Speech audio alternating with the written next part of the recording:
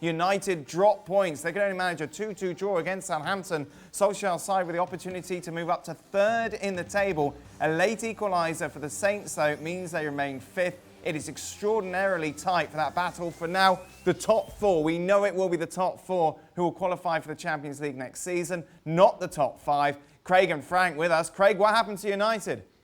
Well, first and foremost, I can tell you why Man City can play in the Champions League is because the Court of Arbitration for Sport overturned the ruling.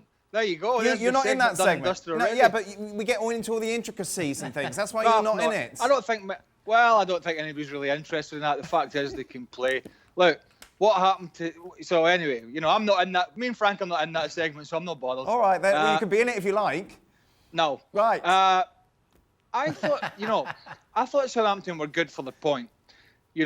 We know United are good on the... they've got the quality to hurt you. But they started so sloppily, and I was really impressed. First 15, 20 minutes with what Ralph Hasenhüttl's side did, with what he's working with the budget, with the playing squad, the way they pressed, the way they passed it.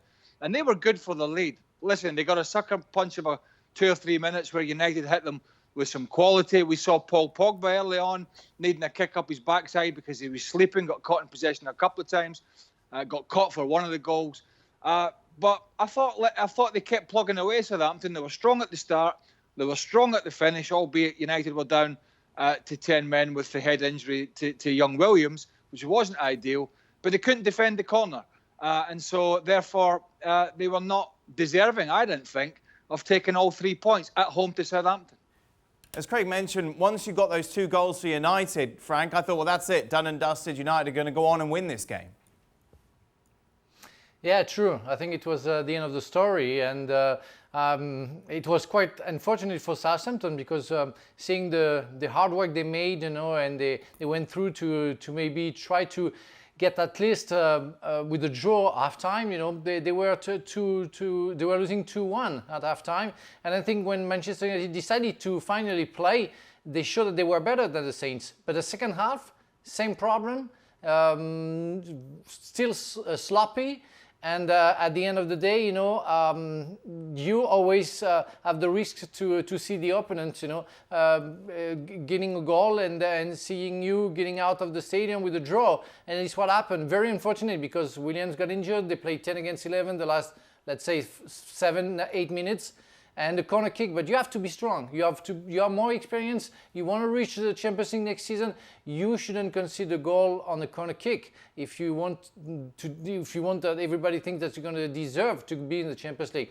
That's really 2 points lost stupidly from Manchester United at the end of the game. And we talked about. Dan, go on. Dan, there seems to be a lot of people recently have got on this tidal wave of Ole Gunnar Solskjaer loving.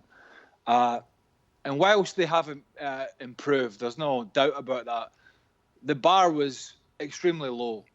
There's an argument to be said that if they'd had a better manager, they might have already nailed the top 4 and wouldn't be in this position of trying to chase teams down. Let me just give you some facts. Off the back of the lockdown, and I've talked about this, they've only had one team that's not in the bottom half of the league, and that's Sheffield United. And there was an interesting start from Bill Leslie, the Sky commentator who was on the World Feed comms tonight with Jim Beglin. He said, we must remember that prior to this game, it was the second worst points return in Premier League history. On top of that, they're 34 points behind Liverpool, sat in 5th. Last year, they finished 32 points behind the league champions, Manchester City. Somebody point out to me how this is a superb progression under Ole Gunnar Solskjaer. And as I said, some of the football's been better, but we must remember that they could have been in the top 4 nailed on with that squad had they had a better manager in charge, not sitting 34 points behind Liverpool and scrambling around to get results against teams in the bottom half of the league. That's not opinion, that's fact. But you've got to give him credit for what he's done over the last few months, surely, Craig. Yeah, but listen, a league season is not over a few months. Don't think like the Twitter crowd, right? A league season, he's been in there, before Christmas, the year before, he had the January transfer window, he had the summer transfer window, so it's his second year in the job. We're talking about a full season. They are 34 points off the league leaders. That's more than they were off Manchester City winning the championship last season. And I repeat, the second worst points return in their Premier League history to this before the game tonight. Tell me why that's a reason to be super excited about Manchester United. I would be concerned that with him at the helm, right, with him at the helm, they're going to be nowhere able to negate that amount of points next season or the season after. That's the big worry I would have as a United fan. Not coming out here going, oh, this is the greatest thing ever. Look at the results we're getting. Look at the league table. Look at facts. Look at previous seasons. This is the worst they've been in the last 2 seasons in terms of the gap, even before Solskjaer was in the job. Mourinho wasn't this far behind. Van Gaal wasn't this far behind. That's factual. Having said that, though, if he gets them in the top 4, it will be a success for him because it is progress, isn't it, Craig? Well, most of us had him in the top 4 at the start of the season. We thought Chelsea would struggle because of the transfer ban, which people seem to have pleasantly forgot. It's going to be tight, Dan. I think United are favourites to get in it because of the league fixtures.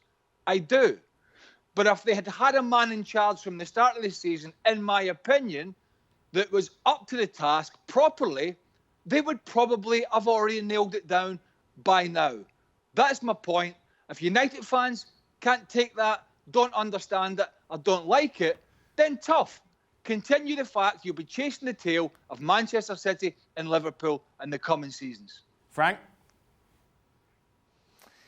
Yeah, I don't know.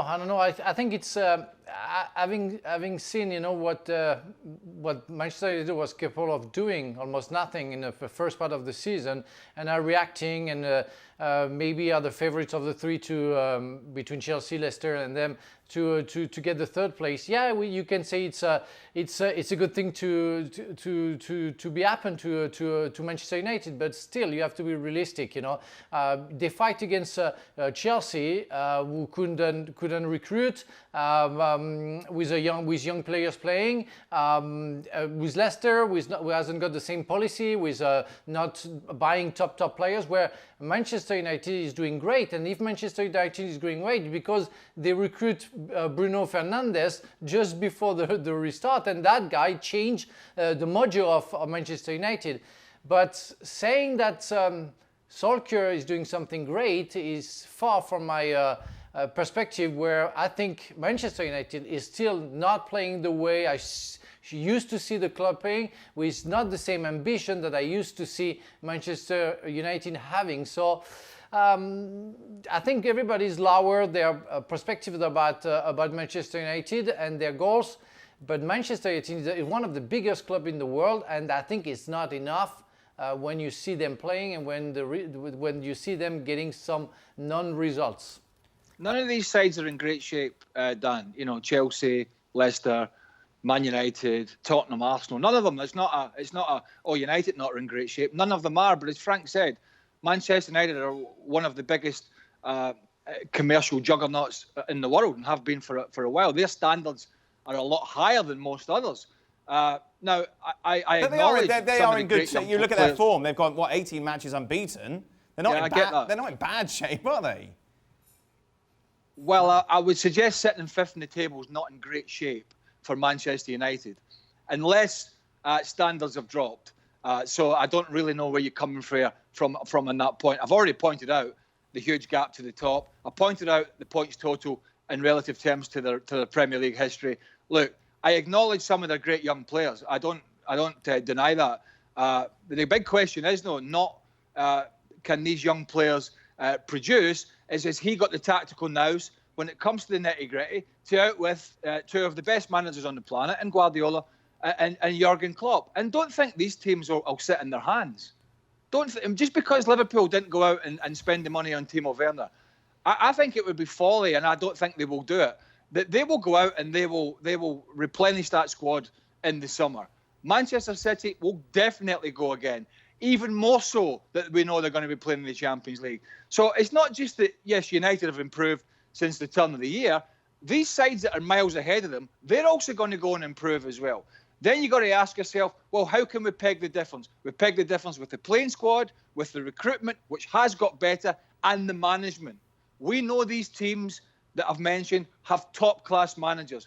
We cannot, hand in heart, no one can, absolutely no one can, apart from one or two cheerleaders, sit here and say Manchester United have got a world-class coach. If anybody does, right, they're stupid. Let's take a look at the run-in then. 3 matches remaining, 2 places left in the Champions League. Manchester United play Leicester on the final day of the season, which is going to be huge. But Craig mentioned United's run-in, and it is nice. Palace, West Ham, and then against the Foxes. Leicester have got Sheffield United, Spurs preceding that. Chelsea have got Norwich, Liverpool and Wolves. Do you think it's United? Is it United and Chelsea, Frank? Yes, I think so. I think Leicester lost a little bit of something, just during the pandemic, and the restart is not good enough. And the way they lose games make me think that they're not in the same shape. And Chelsea seems to be fortunate, even in some times, like the last game, they're absolutely poor. But they seem to have something with them who helps them to keep their position. Like that day where they lost 3-0 and they're still third in the rank. And Manchester United, they are the best of the 3 right now. You have to be fair. They are getting the best result. And if all 3 clubs are not doing great, Manchester is doing maybe the best of the 3. So it's only fair to say that Manchester United and Chelsea will get to the Chelsea Champions League spot. Leicester seems to be away from all ambitions. Do you agree, Craig? Yeah, I think Leicester are struggling. I think Chelsea have got their work cut out, because I think defensively, there are issues there that Lampard needs to address in the summer, which I'm sure he'll try. But I think United, even though I've given them some stick and I stick by what I've said, I still think with the fixture list and the playing squad, they're going to make that top 4. But I tell you what, you look at all these sides, my God, it's going to be centre-half bingo in the summer, isn't it? Mm-hmm. Because everyone, they're not chasing the strikers at the moment, they're chasing the centre-halves. And I add Manchester United into that, because I think Lindelof is okay, but for the money they paid for Harry Maguire, I tell you, he's looking very cumbersome to me. If I was Solskjaer, he would be that centre-half pairing would be a big concern for me. They're not the only team. We know City are looking for centre-halves. We know Chelsea are. We know Arsenal are desperate for them. All these clubs are desperate for these defenders. And Manchester United are another club, and Chelsea, that are in that scenario. But I do think those 2 will make the Champions League, but I think that is a problematic position for both clubs. Thanks so much for watching ESPN on YouTube. And for more sports highlights and analysis, be sure to download the ESPN app. And for premium content and live streaming, subscribe to ESPN Plus.